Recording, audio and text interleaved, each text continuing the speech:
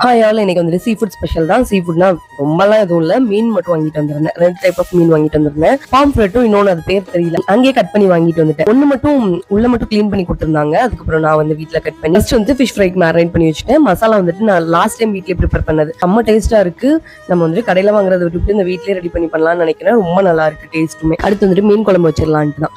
வெங்காயம்லாம் ஏற்கனவே உரிச்சு வச்சிருந்தோம், அதனால கொஞ்சம் ஈஸியாக இருந்துச்சு. மீன் குழம்பு ரெசிபி என்னோட ஸ்டைலில் வேணும் அப்படின்னா கமெண்ட் பண்ணுங்க, ரெசிபின்ட்டு கண்டிப்பாக வந்துட்டு போஸ்ட் பண்றேன். இந்த மாதிரி மீன் குழம்பு, புளி குழம்பு இந்த மாதிரி எல்லாம் இருந்துச்சுன்னா அது கூட வந்துட்டு சட்டெல்லாம் இருக்கிறதுக்கு கூட்டு தான் வைப்பாங்க அம்மா வந்துட்டு.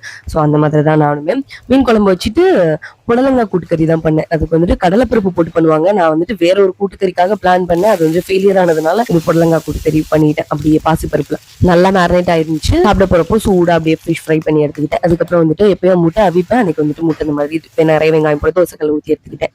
ஸோ இதுதான் அன்னைக்கு நம்ம வீட்டு லஞ்ச் மெனு. இதோட கடை சாத்திக்கிறேன். நாளைக்கு பார்க்கலாம்.